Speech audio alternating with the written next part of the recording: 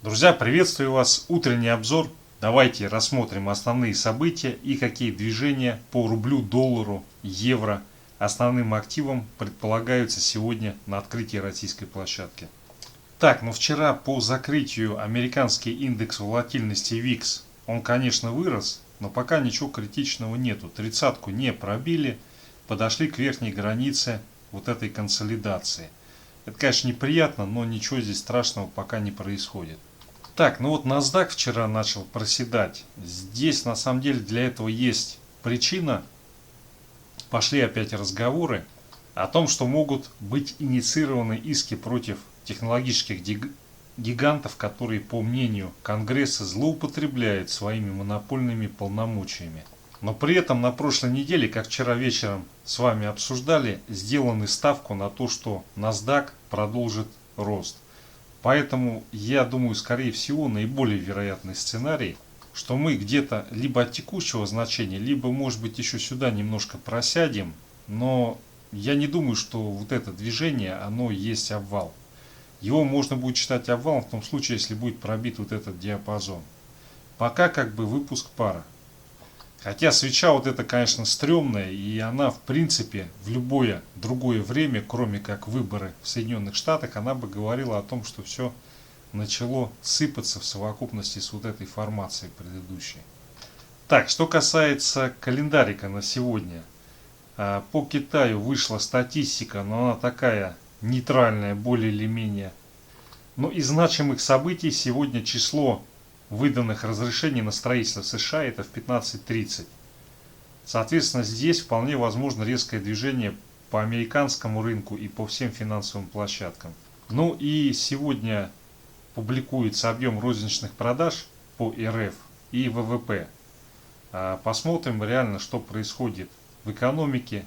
Вот здесь, конечно, есть простор для творчества, здесь его гораздо меньше. Так, ну в Америке продолжают обсуждать, согласовывать предоставление помощи, предоставление стимулов. Там постоянно идут на этот счет перебранки, перепалки между демократами и республиканцами. На самом деле, я думаю, до 3 ноября этот вопрос так и не решится. Так, ну вот на РБК аналитики допустили V-образный сценарий для экономического роста в мире. Ну, я думаю, он будет либо W-образный, о чем я неоднократно говорил, либо L-образный. Вот L-образный он гораздо страшнее W-образного. Так, друзья, ну и то, что касается ковида, коронавируса, вот в Соединенных Штатах ситуация ухудшается, пошел резкий рост, и уже как бы в ближайшее время будет переписан пик, как это произошло у нас, как это произошло в Германии и как это было в Великобритании. Вот. Ну и, соответственно, все последствия они для экономики будут негативные. Потому как даже если не вводить локдаун так называемый, все равно как бы нагрузка за счет роста числа заболевших и выбытия экономических мощностей. Так, ну давайте посмотрим, что у нас с позициями на форте. Так, по РТС, по фьючерсу юридические лица делают ставку на отскок. Так, вот по Сбербанку ждут просадки. Так, Газпром. Здесь ставка на отскок, но ситуация в целом какая-то неопределенная по Газпрому. Так, ну это по Норникелю вроде делают ставку на то, что Норникель расти продолжит. Так, рубль-доллар, но здесь ставка на продолжение роста доллара против рубля. Но обращаю внимание, завтра аукцион ФЗ, и поэтому здесь, видимо, будет какой-то баланс. То есть, ну здесь, я думаю, продолжится движение в консолидации. Если не будет никаких санкций или провалов по нефти, то ничего тут такого серьезного не произойдет. Движение в диапазоне уже наторгованном. Так, а вот по евро-рублю ждут укрепления рубля к евро.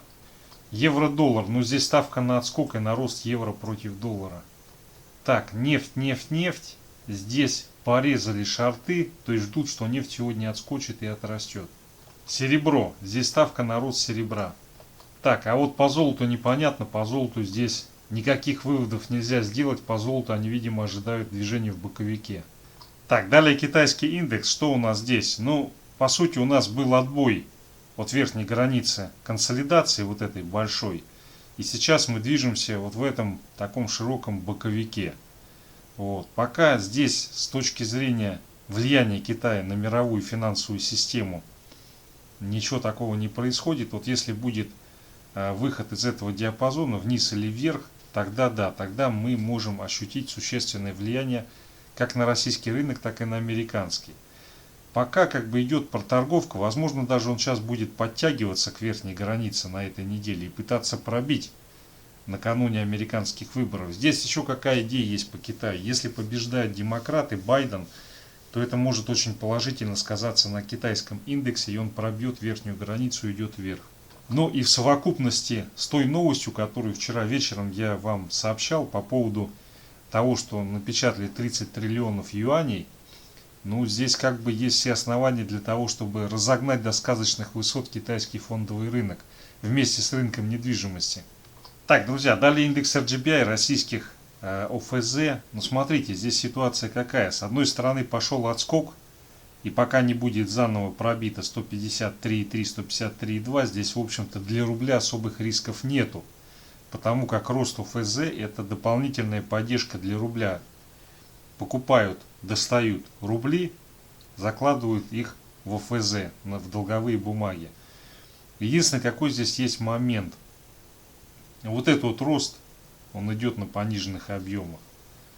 То есть вот здесь вот и здесь вот можно было сказать, что уверенно произошел разворот и какой-то движняк пошел. То есть здесь сейчас идет движение в рамках вот этой консолидации. И опять же, здесь все зависит от того, как будет формироваться пробой, в каком направлении. Пока вот исходя из всего этого движения, мне больше видится, что будет пробой вниз. Вот. Но скорее всего, конечно же, он будет не сегодня и не завтра, поскольку завтра размещение УФЗ. И я думаю, высока вероятность того, что мы будем в рамках вот этого верхнего диапазона двигаться, консолидации.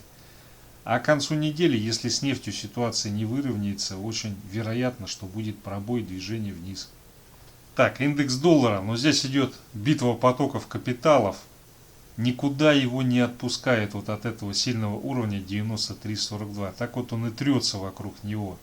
Видите, да, вчера прокололи, но не было движения, которое подтвердило бы, что действительно идет просадка. То есть движение вот сюда, вот в район 93 и, соответственно, консолидация в рамках этого диапазона. Все идет, вся игра идет вокруг сильного уровня, никуда его не пускают. То есть говорить о том, что потоки капитала развернулись и заново сделали ставку на евро, можно будет только в том случае, если он уходит сюда и потом пробивает 93, 92, 95. Вот в случае такого пробоя, да, можно будет говорить, что капиталы развернулись в сторону риск-она. Ну вот на 4-часовике прям как воробьи сидят на сильном уровне, никуда не деваются. То есть вот прокол ложный был и возврат, соответственно, на сильный уровень. О чем это говорит? Это говорит о том, что ну, пока как бы ставку на евро никто уверенно не делает. Единственное, на что хотел обратить внимание, если сейчас пойдет движение вниз и будет пробито 93.35, то отсюда сегодня вполне мы можем увидеть движение вот сюда вот на 93.07. Вот. Но в том случае, если этого не произойдет в первой половине дня, я думаю, более вероятно будет, по крайней мере, попытка потестить и пробить 93,5. Вот. Далее, если здесь пробивается, то идет импульс движения, цель которого 93.75. Так, друзья, далее нефть. Но смотрите, по нефти ситуация, она, в общем-то, в чем-то похожа с индексом доллара. Вокруг вот этого сильного уровня идет светопляска. Вот. Его вчера пробили, закрылись ниже 42.55. Это, конечно, не очень хорошо. Это говорит о том, что энергии для роста нету у нефти. Но с другой стороны, находится вот в этой проторговочке.